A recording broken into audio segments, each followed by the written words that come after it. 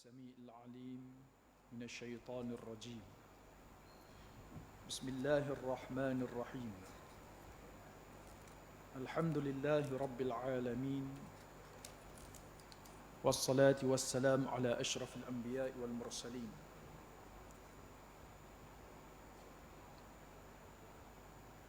سيدنا محمد وعلى آله وصحبه أجمعين. سبحانك لا علم لنا إلا ما علمتنا إنك أنت العليم الحكيم.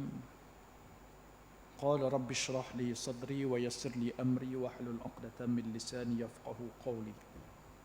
أما بعد.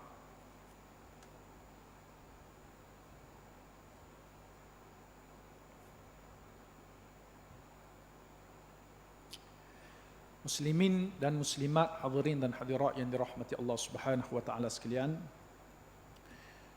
InsyaAllah pada malam ini kita akan sambung perbincangan kita daripada kitab huraian hadis geoeskatologi,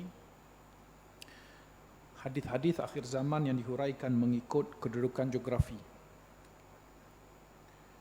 Kita berada pada bahagian yang baru, iaitulah bahagian 4, membicarakan mengenai lokasi-lokasi di zon timur. Jadi bab yang pertama daripada bahagian zon timur ini adalah timur itu sendiri.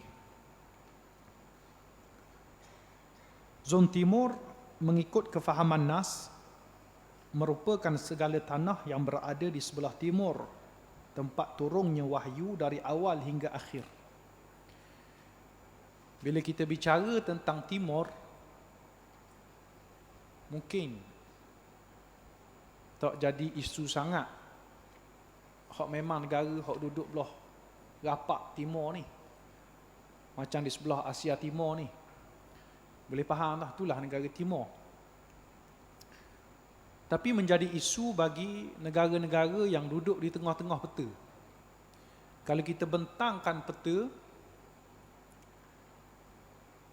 maka nak menentukan tengah-tengah tu dan negara yang duduk berdekatan dengan tengah-tengah ni masalah sikit.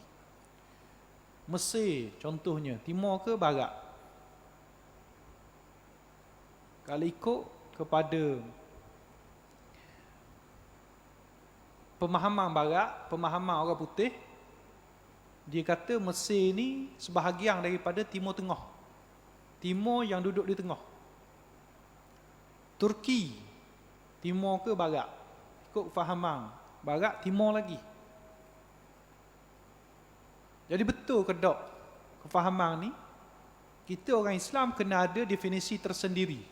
Hak mana belah timur, hak mana belah barat. Jadi ikut kefahaman Nas,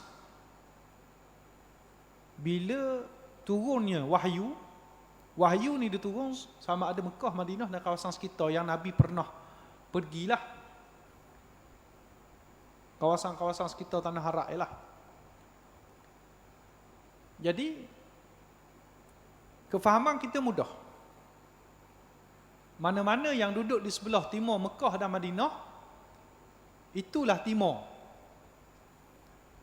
Mana-mana yang duduk di sebelah barat Mekah dan Madinah, itulah barat. Itu kefahaman kita. Bila Nabi sebut timur, maka timur yang dimaksudkan oleh Nabi segala yang duduk di timur sewaktu Nabi sebut tu.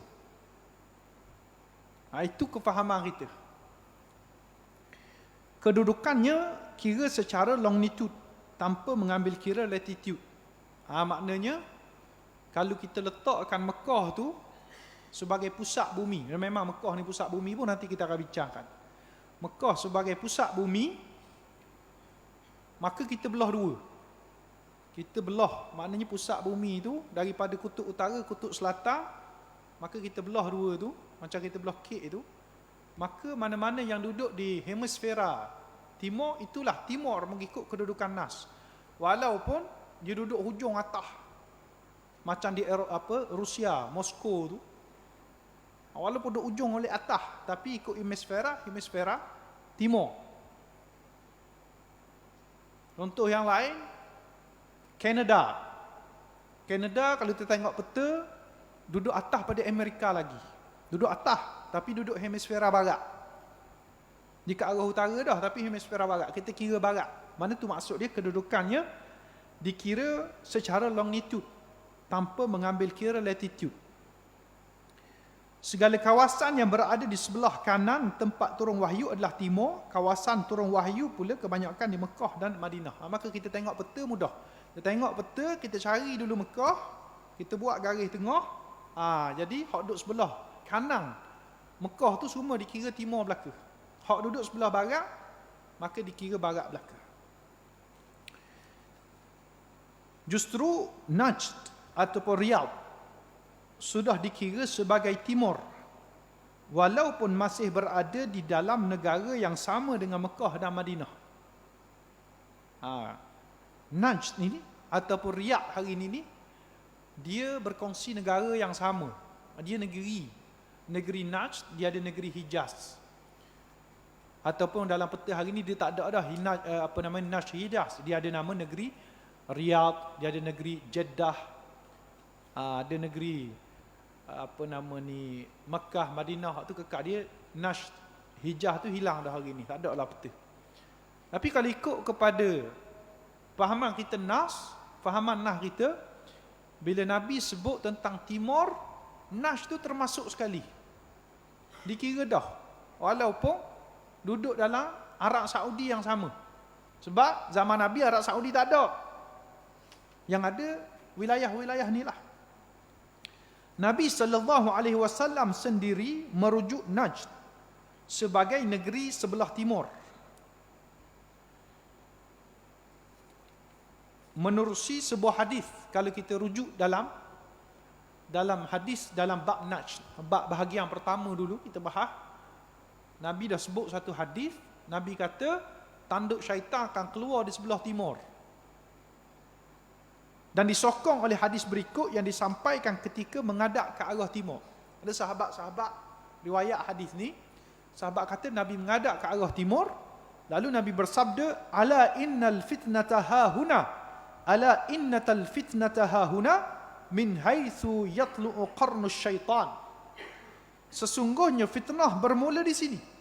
Sesungguhnya fitnah bermula di sini, di mana muncul tanduk qarn, boleh diterjemah sebagai tanduk ataupun diterjemah sebagai zaman ataupun era syaitan. Hadis riwayat Ahmad. Jadi syahidnya di sini, negeri Najd ini sudah dikira sebagai negeri sebelah timur. Tak dikira dari sudut negara. Lepas pada Arab Saudi baru timur. Tak begitu. Bila Nabi sebut timur, tak usah nak nafi lah. Kalau ada kaitan dengan hadis Nabi berkenaan perkara-perkara yang negatif tentang Najd, kita kena terima. Sebab ada ulama-ulama yang nak membela Arab Saudi, ulama-ulama kerajaan lah. Jadi dia tafsirkan balik. Maksud Najd itu bukan Arab Saudi tapi Iraq, luar negara Arab Saudi, macam-macam lah. Jadi kita tak boleh ambil kira pandangan-pandangan yang bermotif politik ini.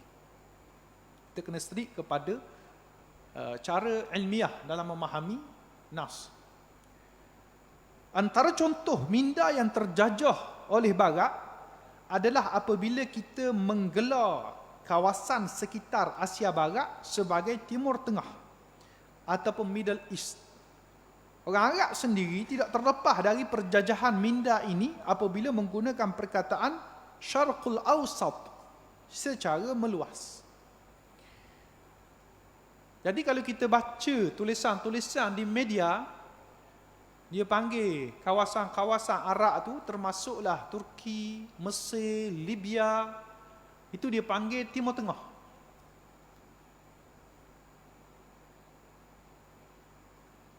Sebab apa dia panggil Timur Tengah? Sebab dia ambil kira pusat kepada bumi ni. Kalau ikut penjajah dulu, zaman Eropah menjadi penjajah, tahun 1884 telah diputuskan di Greenwich, London, iaitulah di Eropah Barat itu, sebagai pusat bumi. Maka di ijtihad situ pusat bumi, mana-mana hak duduk di sebelah kanan Greenwich itu adalah dikira sebagai Timur Melaka. Termasuklah Mesir, Libya, Ethiopia, apa sebagainya itu.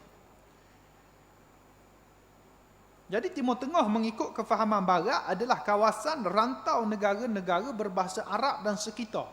Bermula Algeria di Afrika, mencakupi Turki di Eurasia hinggalah ke Pakistan di Asia. Sedangkan Mesir hingga ke Algeria berada di sebelah kiri peta Mekah dan Madinah. Maka ia tidak lagi termasuk dalam kategori Timur. Jadi kalau ikut kefahaman kita, dia kontradik lah. Kefahaman nas kita kata pusat bumi ni Mekah. Pusat bumi ni Mekah, bukan di London tu. Jadi, bila Nabi sebut Timur, Mesir tak termasuk. Algeria tak termasuk. Ethiopia, kawasan-kawasan duduk di Afrika Timur tu tak termasuk. Sebab dia kira barat dah. Kalau ikut pusat bumi di Mekah. Tapi, orang putih anggap itu sebagai Timur. Bahkan dipanggil itu Timur Tengah. Kita pun dah ulang. Tersebut kawasan-kawasan tu Timur Tengah, Timur Tengah. Kalau kita fikir sikit, Timur Tengah ni adalah satu istilah yang merujuk kepada kita mengiktiraf pusat bumi adalah di Greenwich, London. Itu bercanggah dengan kefahaman nas. Maka jadilah guna perkataan Timur Tengah. Lebih baik kita guna perkataan Asia Barat. Kalau nak merujuk kepada rantau kawasan negara orang Arab ni. Ataupun nak rujuk kepada Mesir, kita panggil Afrika Utara. Itu lebih baik daripada kita menggunakan perkataan Timur Tengah. Sebab memang Barat dia bahagi hemisfera Timur ni kepada Near East, Middle East dengan Far East.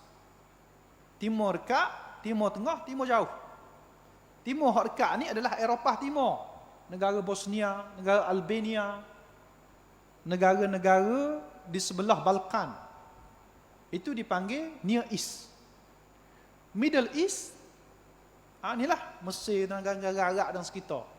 Far East ni, China, termasuklah negara kita dan Jepun, habis Korea apa sebagainya tu. Itu bentuk pembahagian yang dibuat oleh Barat. Kita tak boleh terima benda tu. Bagi kita pusat bumi di Mekah, Mekah tu adalah pusat. Tapi orang kata Mekah tu Timur dah. Orang Barat kata. Maka kita kena bezakan. Untuk itu adalah lebih sesuai merujuk semenanjung Arak dan tanah Rom Timur sebagai Asia Barat, manakala Mesir, Libya dan Algeria kepada Afrika Utara. Rujuk siri Barat untuk memahami isu pusat bumi yang ditipu oleh Barat. Nanti kita akan bahas dengan lebih lanjut sejarah bagaimana penipuan tentang pusat bumi ini dilakukan dalam bab Barat lagi, bahagian Barat. Sekarang ni kita bincang bab Timur, kita tak sentuh banyak lagi. Hadis akhir zaman, Nabi SAW banyak menyatakan tentang Timur sebagai kawasan yang negatif. Bila sebut tentang Timur, kita agak sedih. Tapi itu hakikat dia bila kita baca, sebab kita ni duduk sebelah Timur juga ni, negara kita. Banyak hadis-hadis Nabi bila Nabi sebut tentang Timur, intonasinya adalah intonasi yang negatif. Kawasan Timur merupakan kawasan fitnah dan kawasan berhati keras. Sabda Rasulullah sallallahu alaihi wasallam, "Ghilazul qulubi wal jafa fil masyriq wal imanu fi ahli al-Hijaz." Nabi sebut kekerasan dan kekeringan hati berada di sebelah timur. Hak jenis kerah hati, hati kering, duduk pada bangsa-bangsa yang berada di sebelah timur, Nabi kata. Dan keimanan berada pada penduduk Hijaz. Jadi maknanya Nabi sebut ni Hijaz ni dikira sebagai pusat bumi, tak termasuk timur lah. Jadi hak keluar daripada Hijaz tu timur belaka. Dan timur ni lah kawasan hati kering, hati kerah, Nabi kata. Timur juga dirujuk oleh Nabi SAW sebagai tempat munculnya Dajjal. Sabda Rasulullah SAW, Ad-Dajjal yakhruju min ardi bil masyriq yuqalu laha Khurasan. Yatba'uhu aqwamun ka'anna wujuhahumul majanul mutraqah. Dajjal keluar daripada satu tanah di timur yang dipanggil Khurasan, diikuti oleh kaum-kaum yang mukanya leper. Hadis riwayat Tirmizi.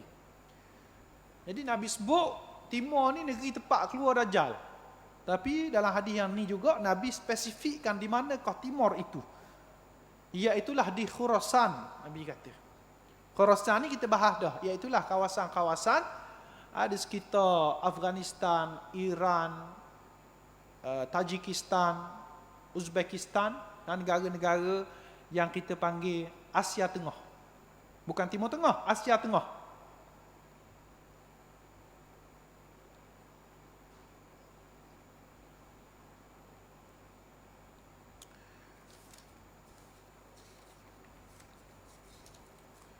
Walau bagaimanapun, masih terdapat hadis yang positif terhadap Timur.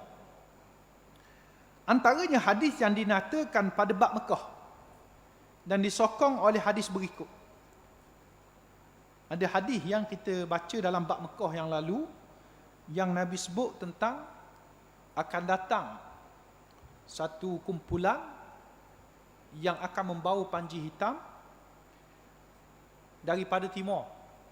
Kalau kamu nampak mereka, kamu sempak dengan mereka, maka berbaiatlah dengan mereka, kerana mereka, yakni dia itu adalah Imamul Mahdi. Nabi sebut juga daripada timur ni lah akan munculnya Imam Mahdi. Itu hadis yang positif.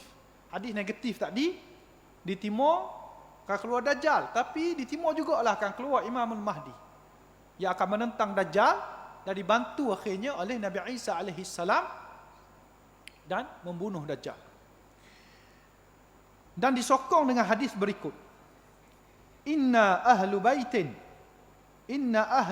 ikhtarallahu lana al-akhirata ala dunya wa inna ahla baiti sayalqawna ba'di tatridan wa tashrida hatta yaji'a qaumun min hahuna wa awma'a biyadihi nahwa al-mashriq wa ashabu rayatin sud yas'aluna al-haqqa wa la yu'tawnahu marratayn aw thalatha fayuqatilun fayu'tawna ma sa'alu fala yaqbalun hatta yadfa'uha ila rajulin min ahli baiti yamla'uha adlan kama muli'at zulman wa jawra faman adraka dhalika minkum falyatihi walau habwan ala thalaj. Sesungguhnya Allah telah memilih akhirat berbanding dunia kepada kami Ahlul Bait. Nabi kata awal-awal bahawa Allah ni menghendaki, Tuhan pilih kepada Ahlul Bait, keluarga-keluarga Nabi ni, kebaikan di akhirat tapi tidak kebaikan di dunia. Sesungguhnya Ahlul Bait selepas aku akan menerima bala musibah, pemelawan dan pengusiran. Nabi Sabi terjemah ataupun syarahkan lagi apa maksud Tuhan pilih akhirat ke atas dunia tu. Maknanya bila duduk atas dunia, Ahlul Bait ni akan menerima masalah-masalah atas dunia ni. Tapi akhirat insya-Allah mereka akan telah dijamin oleh Nabi. Nabi sebut Ahlul Bait selepas aku akan terima bala musibah, pemulawan, pengusiran. Orang akan tekan mereka. Orang akan pulaukan mereka. Aku usir mereka. Sehinggalah muncul satu pihak dari arah sini. Nabi tunjuk. Maknanya keadaan akan terus berlaku sehinggalah muncul satu pihak dari arah sini. Nabi tunjuk. Arah sini itu arah mana? Menunjuk ke arah timur. Wa awma'a biyadihi ilal masyriq. Membawa panji hitam.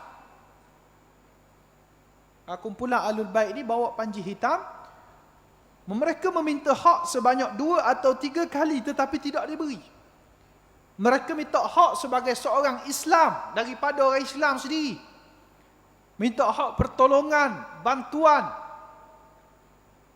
Tetapi tidak diberikan kepada mereka. Maka mereka berperang. Akhirnya lebih menyedihkan, Ahlul Bait ni terpaksa berperang dengan orang Islam lagi. Mereka minta hak, mereka minta apa yang patut mereka terima.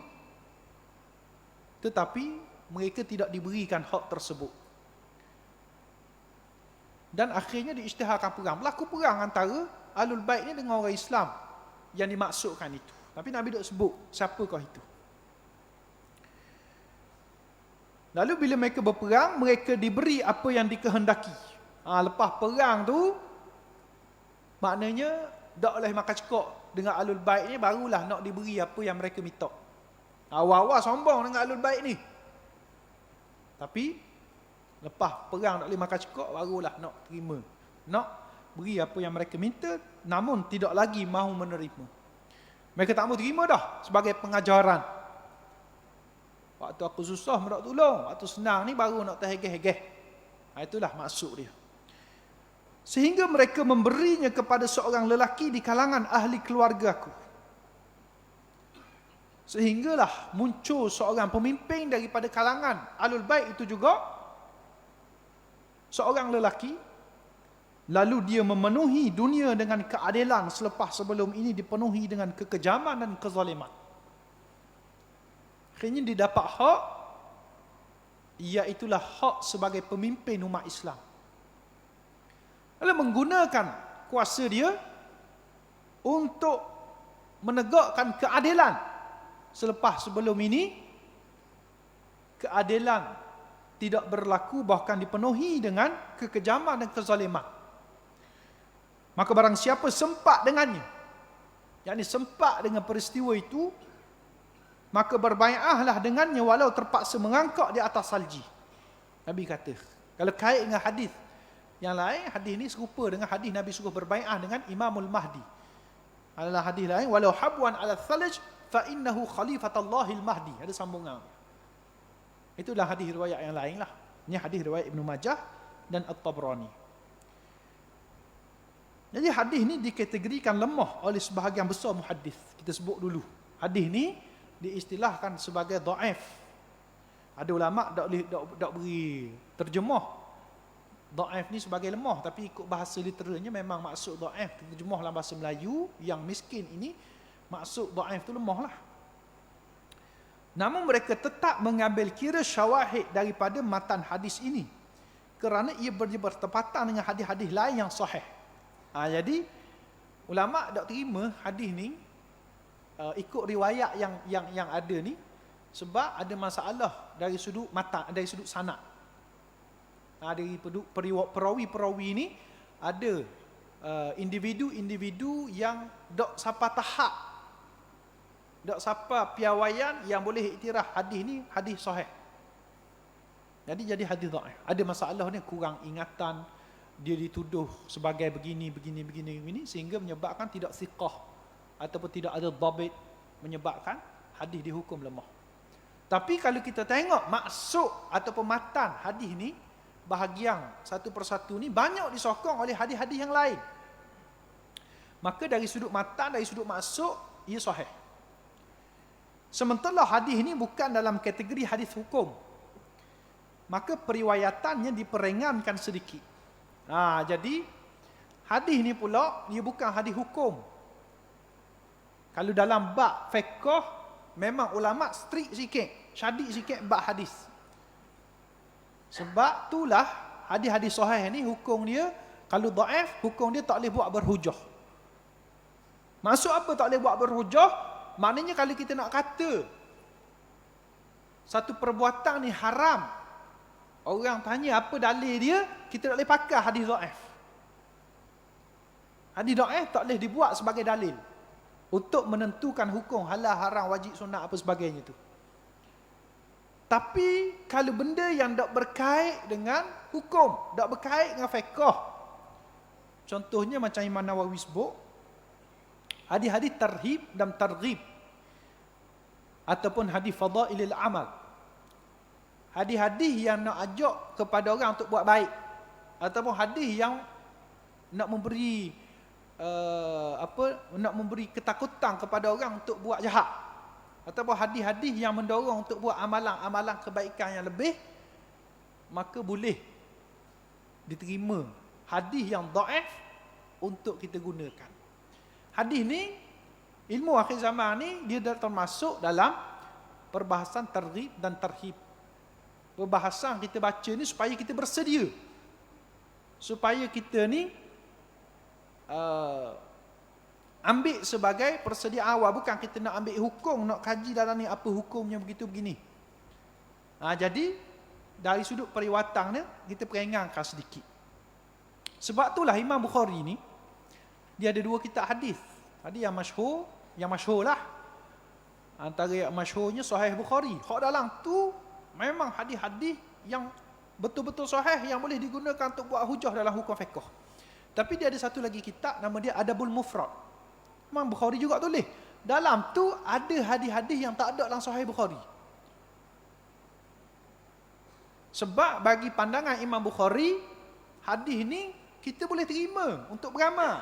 Tapi nak buat hujah dalam hukum fiqh tak boleh. Jadi tak masuk dalam kitab Jami'us Sahih dia. Tapi dia bubuh dalam kitab Adabul Mufrad untuk adab. Jadi waktu kita kena faham bab hadis ni. Jangan sementara hadis ni dhaif, kita tolak terus. Tapi lebih baik kalau ada hadis sahih, kita pakai hadis sahih lah, tak pakai hadis dhaif.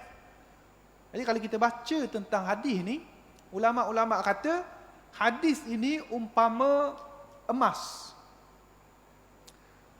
Emas ni ada banyak jenis. Ada emas 10, emas penuh.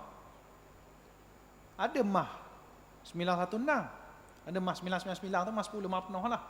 Emas padu. Ada emas 916. Ada emas gerik rendah lagi. Ada emas celup. Emas maknanya dalam tu besi biasa je. Lepas tu luar tu dicelup dengan emas. Lapisan luar dia.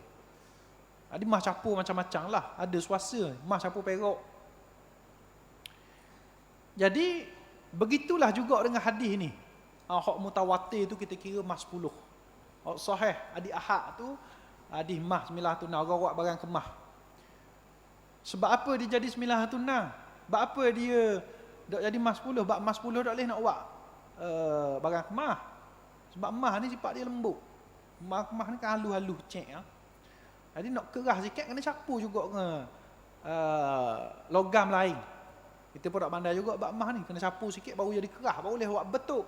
Nak buat tu kita. Kau capur banyak logam lain, kau keras. Tapi nilai emas tu kau kurang lah. Jadi harga ni kau rendah. Tapi adakah tidak berharga? Adakah menyebabkan emas celup ni orang tahu tepi jalan yang orang ambil? Tak. Orang jual, ramai bakar nak kat raya ni. Ramai beli emas celup, emas Korea lah apa juga nama. Macam-macam. Kau emas capur ni. Maknanya tetap berharga. Begitulah juga hadis dhaif. Dia juga berharga. Cuma hak tak berharga tu hadis maudhu'. Hadis maudhu' ni adalah hadis palsu. Orang memang mereka ulama-ulama cek, memang hadis ni hadis yang bukan sebenar mari pada Nabi pun. Maka hadis ni kita kira mah palsu lah. Kalau mah palsu. Hak jenis gini tahu lah. Bukan mah pun. Kita kena tahu. Jadi hak dok siapa hadis maudhu', jangan kita tolak macam hadis maudhu'. Ada ulama tulis khuturatu ta'amul dhaif bil maudhu'. Begitulah tajuk kitab tu. Maknanya bahaya umat ini yang menganggap hadis dhaif sama macam hadis maudhu'. Sedangkan ulama-ulama tak begitu. Jadi tu cerita sikit bab hadis lah. Jadi antara silsilah perawinya juga adalah Ibn Abdullah bin Mubarak yang digelar Amirul Mukminin dalam ilmu hadis. Jadi hadis yang kita riwayatkan ni, kalau kita tengok perawi, ada perawi-perawi yang dituduh lemah, ada perawi-perawi yang dituduh masalah. Tapi antara yang menerima hadis ni adalah Abdullah ibn Mubarak. Abdullah ibn Mubarak ni kalau dalam ilmu hadis digelar Amirul Mukminin fil hadis. Dia ni ibarat khalifah dalam ilmu hadis. Ini para muhadis letakkan darjah Abdullah bin Mubarak. Jadi jangan kita senang-senang nak tolak pandangan Abdullah bin Mubarak ni. Bukan kita kata Abdullah bin Mubarak betul belaka, tidak, manusia lain. Manusia semua ada masalah. Tapi jangan kita menganggap hadis dhaif ni boleh tolak begitu saja. Ini kita betul sikitlah. Mengikut hadis di atas, Ahlul Bait Nabi SAW akan menerima musibah di atas dunia. Ia telah berlaku di zaman Muawiyah apabila beliau mengambil tindakan tegas terhadap Ahlul Bait hingga ke tahap pembunuhan atas tujuan politik. Perkara tersebut menyebabkan mereka melarikan diri dari tanah Arab dan Syam dan bergerak ke arah timur mendiami tanah Parsi. Kalau kita baca sejarah ni adalah sejarah yang ulama'-ulama' pun tak berani nak bahas. Sebab takut memfitnah sahabat, maklumat waktu tu rencang. Jadi lepas lama ni ulama'-ulama' kaji dari sudut akademik, kita kena cerita juga untuk ambil pengajaran. Terutama sekali dalam nak memahami hadis Nabi ni. Maka bila Nabi sebut Ahlul Bait ni akan terima pengusiran, pemulauan, bala musibah atas dunia ni, kita boleh fahami dalam sejarah ketika berlaku fitnah. Bermula pada zaman akhir pemerintahan Saidina Osman, sehingga Saidina Osman dibunuh, naik Saidina Ali, Muawiyah tidak mengiktiraf Saidina Ali sebagai khalifah. Kerana bagi dia, bai'ah terhadap Saidina Ali ini tidak berlaku secara ijma'. Ada sahabat-sahabat yang tidak ada di Mekah yang tidak memberi bai'ah kepada Saidina Ali. Dan berlaku sengketa yang panjang. Sehingga akhirnya berlaku peristiwa tahkim dan Saidina Ali gugur sebagai khalifah. Naik sekejap anak dia Saidina Hasan bin Ali yang dipilih secara syura. Bukan Saidina Ali yang appoint, bukan macam sistem monarki tu. Dipilih secara syura. Kemudian Saidina Hasan melihat keperluan untuk dia ni mengundur diri. Sebab Saidina Hasan juga tidak diterima oleh Kem Muawiyah yang berada di Syam pada ketika itu. Dia tak ambuh beri, berlaku ketajaman di antara Islam ni, dia ambil pendekatan, dia berundur diri untuk mengharmonikan keadaan orang Islam. Jadi orang Islam pun nampak Latik Muawiyah lah, ceritanya Latik Muawiyah bin Abi Sufyan menjadi pemerintah pada ketika itu. Tetapi ada lagi di kalangan orang-orang bawahan ni, penyokong-penyokong ni lah, tak puas hati. Dia rasakan tak sepatutnya Saidina Muawiyah jadi khalifah. Dia kena ada juga pengikut-pengikut Saidina Hasan ni yang masih tak setuju lagi. Ada juga timbul. Nak lawan di kalangan, antaranya kalangan Ahlul Bait lah, kalangan ahli keluarga Nabi. Yang menyebabkan Saidina Muawiyah rasa tergugak. Sebab kalau ikut dari sudut prestige, dari sudut nama, orang Arab ni dia tengok keturunan. Dia penting sangat bab-bab kabilah mana ni. Jadi kalau nak banding Ahlul Bait dengan orang biasa ni, orang Arab pandang tinggi dengan Ahlul Bait. Maka kalau katalah macam hari ni kau tanding pilihan raya, ramai kan orang Arab akan sokong Ahlul Bait lagi lah. Jadi Muawiyah nampak itu sebagai ancaman politik. Maka dia buat tekanan. Cara umum kita sebut tekanan lah, yang dibuat kepada Ahlul Bait ni, supaya Ahlul Bait ni tidak menonjol, tidak mengancam kedudukan ni sebagai khilafah. Sehingga menyebabkan Ahlul Bait ni tertekan di pulau, diusir dan sebagainya. Dia pun lari ke arah tanah Parsi. Dia lari ke arah tanah Parsi dan mendiami tanah Parsi. Itu sejarah macam mana ramai Ahlul Bait yang ada di Iraq, ada di Iran dan sekitar. Sejarah dia begitulah. Ada tekanan politik. Itu kita bincang secara ilmiah. Tapi jangan pula bila kita kata gitu, kata Muawiyah jahat lah, kata gini apa. Jangan kita sampai timbul begitu. Sebab walaupun perkara ni kita nampak itu masalah politik, ketegangan yang tak sepatutnya kita menghina dan mengeji sahabat, kerana Abdullah bin Mubarak juga sebut, dia kata sesungguhnya debu yang melekat di hidung kuda Muawiyah bin Abi Sufyan adalah lebih mulia pada batang tubuh. Maknanya apa? Maknanya Muawiyah ni sahabat. Ada kurang-kurang pun sebagai manusia. Tapi dari sudut darjah, dia generasi sahabat. Kita tak boleh mudah-mudah hina sahabat. Nabi SAW sendiri sebut,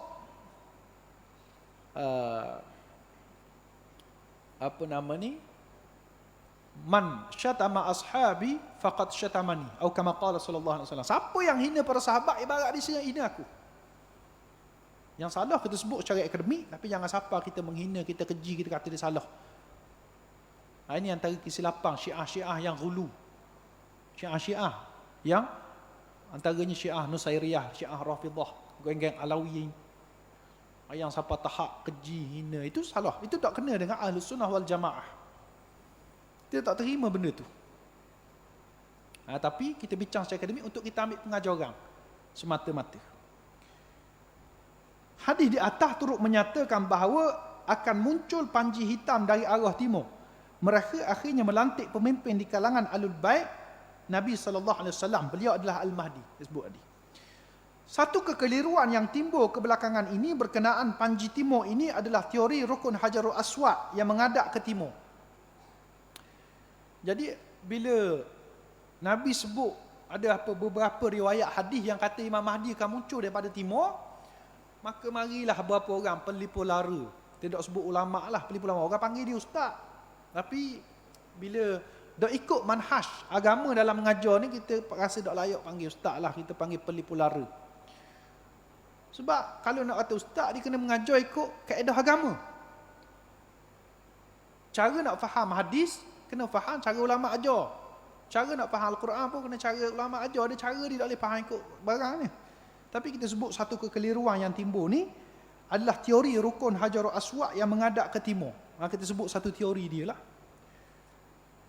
Teori dia apabila diukur sudut tersebut betul-betul menghadap ke arah Nusantara kita, pentas Sunda, secara lebih spesifik menuju ke arah Malaysia. Lalu dibuat konklusi bahawa kemungkinan panji hitam keluar daripada Malaysia. Ni ada banyak dalam YouTube orang duk share. Orang duduk ukur sudut Kaabah. Kaabah dia 4 bucu kan. Kaabah dia 4 bucu. Maka dia tengok setiap bucu ni ada nama. Yang atas sekali tu dipanggil rukun Iraqi. Lepas tu rukun Hajarul Aswad, hak sebelah timur ni. Hak bawah sebelah selatan ni dipanggil rukun Yamani. Manakala rukun hak duduk sebelah barat dipanggil rukun Syami. Pak, kalau tengok peta, kalau tengok bentuk Kaabah tu lah, dipanggil nama-nama tu ada rukun. Hak pernah pergi umrah dia tahulah. Ni nama rukun ni start tepat start tepat start tawaf apa sebagainya, boleh nampak lah. Jadi dia buat teori, dia kata sekarang ni kalau kita tengok berlaku perang, dia kata sudut-sudut Kaabah tu rukun Iraqi, merujuk kepada Iraq. Rukun Iraqi tunjuk kepada Iraq. Iraq tengah perang sekarang ni. Rukun Syam tunjuk kepada Syam, tuju ke arah Syam, maknanya Syam tengah perang. Yaman, memang Yaman pun tengah perang sekarang ni. Jadi dia kata hak Nabi sebut yang rukun-rukun Kaabah ni semua tengah perang belaka. Jadi nak harap kepada satu rukun sahaja, iaitulah rukun Hajarul Aswad satu. Jadi kata mari kita ukur. Dia pun ukur rukun Hajarul Aswad tuju ke mana. Dia tak sebut nama negara, dia sebut rukun Hajarul Aswad sebab bucu itulah ada Hajarul Aswad situ. Jadi dinamakan rukun Hajarul Aswad, tidak dinamakan rukun nama-nama tempat ni. Jadi dia ukur-ukur ni. Dia buat ukuran sampai ke Nusantara kita tu, direct tuju ke Malaysia. Jadi dia buat konklusi bahawa rukun Hajarul Aswad ni maknanya tepat keluar Imam Mahdi, tepat keluar kumpulan-kumpulan yang akan sokong Imam Mahdi akan mari daripada Malaysia. Malaysia akan berlaku perang. Dia buat reka macam-macam lah. Jadi ini satu teori. Kadang-kadang orang mikir macam logik. Tapi hadis ni nak faham, jangan buat atas logik. Kena tengok betul kedok cara faham itu. Sebab kalau tak kan jadi balah lah. Ni kalau dituju ke Mekah, ke Malaysia. Kalau kita erek lagi arah tu, mungkin akan pergi ke Indonesia, Papua Nugini. Orang di kata tempat dia pula. Lagi kalau tuju lagi siapa ke kalau undur lagi makan kena ke Pakistan, kena Afghanistan, kena Najd, kena ke Qatar, masing-masing nak keliling itu. Betul ke cara kita faham? Maka pemahaman ini terlalu jauh dari kaedah memahami nas syarak. Tidak terdapat apa-apa dalil yang merujuk kepada kaedah pemahaman sedemikian. Bahkan jika dilihat pada sudut Kaabah yang lain, ia tidak merujuk secara tepat ke arah negara yang dinamakan. Kita bawa peta dalam buku ni, lalu tengok Rukun Yamani. Rukun Yamani ni peta tu hak duduk di sebelah kiri Rukun Hajar Aswad tu, dia ambil nama sempena arah Yaman. Tapi jika diukur, ia tidak tepat tuju ke arah Yaman. Sebaliknya, melencong ke arah Ethiopia. Ethiopia, Kenya, Tanzania, tuju ke arah tu. Maka bukan tuju ke arah Yaman. Jadi nama tu pun, hak Nabi guna sendiri tidak merujuk kepada arah yang tepat. Nabi tak ambil kira benda tu. Ulama-ulama tidak ambil kira benda tu sehingga dinamakan Rukun Yamani. Orang-orang Arab dulu tak kira begitu. Rukun Syam pula tidak langsung tunjuk ke arah Syam. Hak ni lagi pelik. Rukun Syam ni duduk arah utara atas. Tapi Rukun Syam tuju ke arah barat. Kalau kita ukur-ukur, dia tunjuk ke benua Amerika. Jadi kalau kita faham rukun-rukun yang lain pun tak tunjuk ke arah yang tepat. Sebab apa kita Rukun Hajar Aswad nak tunjuk ke arah tepat? Hak Nabi bubuh nama pun tak tunjuk arah tepat. Jadi apa sebab kita nak faham hak tak sebut nama, kita nak tuju tu ukur betul-betul. Jadi itu satu benda yang pelik lah. Logik pun tak boleh terima dah. Apatah lagi kefahaman syarak kita tak ada dalil ulama ajar ukur begini. Jika benar sekalipun pengiraan mengikut arah sudut Kaabah, maka sebelum ia sampai ke Nusantara, ia terlebih dahulu menunjuk ke arah negara Qatar. Sebelum kita ukur tu kan nak sampai ke Malaysia ada jauh. Kalau kita naik kapal terbang pun, ada kapal terbang seterik mari ni nak pergi ke Mekah, kita akan lalu banyak negara-negara. Jadi kalau kita ukur Rukun Hajar Aswad ni, dia akan lalu arah negara Qatar. Kerajaan Qatar dipimpin oleh keturunan Bani Tamim, dan mereka lebih logik untuk dianggap sebagai pembawa panji hitam. Sabda Rasulullah sallallahu alaihi wasallam mengenai Bani Tamim, "Subutul aqdami rujuhul ahlam, idhamul ilham, ashaddun nasi 'ala ad-dajjal fi akhir zaman, hadbatun hamra la yadurruha man na'waha." Nabi sifatkan tentang Bani Tamim ni adalah kaum yang tetap pendirian, matang pemikiran, peranan yang besar, paling keras terhadap Dajjal di akhir zaman, kental jiwa, tidak dapat dimudaratkan oleh mereka yang mengecewakannya. Hadis riwayat At-Tabarani. Jadi kalulah hak nak claim sangatlah ikut teori ni, walaupun kita tak terima teori ni, tapi yang lebih layak untuk claim Qatar dulu. Sebab dia kalangan Bani Tamim, dan Nabi sebut yang akan lawang Dajjal ni adalah di kalangan orang-orang Bani Tamim. Tapi pahamang ni pula, orang-orang Melayu ni dia pulah juga hadis ni. Dia kata Bani Tamim ni tahu tak benda. Kalau kita eja bahasa Jawi, dia kata padahal bahasa Jawi bahasa Arab aja taf mim alif mim Tamim. Tapi dia kata Tamim ni adalah huruf ta dengan huruf mim, dia kata. Ta tanah, mim Melayu, dia kata. Nak benar lagi dia juga. Jadi ini memang mengarutlah. Tulisan Jawi ni mari kediang pada Nabi. Kalau kan kita nak faham bahasa Jawi ni, nak zaman Nabi dulu tak faham, lepas pada mari Jawi baru kita nak faham. Jadi pelik. Kesimpulannya, tidak ada apa-apa keistimewaan pada arah sudut Kaabah. Walau bagaimanapun, tidaklah mustahil bahawa bumi Nusantara ini bakal menjadi tempat munculnya panji hitam jika dikira dari sudut lain. Maknanya kita tak nafi kalulah yang dimaksudkan kumpulan yang akan bela Islam, Imam Mahdi ni akan mari daripada tanah Melayu, kita tak nafi mungkin boleh berlaku. Kalau tengok sudut-sudut lain ada kemunasabahan. Kita tak nafi benda tu. Tapi jangan guna dalil bukan pada tempat dia. Kita merosakkan kesucian ajaran agama Islam ni dengan tafsiran-tafsiran mengarut. Kalau kata bacaan politik, sebut je bacaan politik. Tak payah kait dengan hadis-hadis yang tidak merujuk kepada cara faham hadis yang betul. Kayak gini akan mengarut orang. Orang lain pun nak tafsir ikut dia diri. Orang ni nak tafsir ikut dia sendiri. Jadi benda tu akan menyebabkan kekacauan lah. Semuanya mungkin dalam ilmu Allah Subhanahu Wa Taala. Jadi akhirnya kita ni begitulah, kita faham dari sudut timur ni kita kena betul sikit lah. Sebab benda ni diorang duk cyber dalam YouTube banyak sangat duk anggap benda ni betul, benda ni hok bawa tu pula ustaz apa sebagainya. Jadi benda ni kena clear. Kalau benda tu tidak berkait dengan salah dari sudut syarak, kita terangkan. Kita terangkan dengan penuh ilmiah lah, bukan kita hina, herdik dan sebagainya, jadi balah pula, jadi pecah apa sebagainya. Harapkan benda ni boleh diterima. Kalau benda yang saya kata ni salah, kita bahas dari sudut manhaj ilmu yang sebenar. Ulama dah letak dah manhaj ilmu sebenar, kita bahas. Ulama mana yang kata begini. Mudah-mudahan dengan cara ilmu ni lah kita boleh memadamkan sengketa. Bukan dengan cara tuduh orang ni kafir, orang ni tak betul, orang ni apa sebagainya, tanpa ada hujah dan sandaran yang kukuh. Itu menyebabkan musuh orang sukalah mubalah sama-sama dia. Jadi gitulah keadaan ni. Nak betulkan pemahaman tetap kena betul. Tak maksudnya kalau kita tak mubalah kita redha sahaja dengan kesalahan, tak begitu, tapi kita betul secara harmoni, dan itulah yang kita cuba lakukan insya-Allah. Segala apa yang baik datang dari Allah Subhanahu Wa Taala, yang lemah yang kurang datang kelemahan di saya sendiri. Saya minta maaf banyak-banyak pada salah, ada silap. Aqulu qali hadza wa astaghfirullah li wa lakum. Assalamualaikum warahmatullahi wabarakatuh.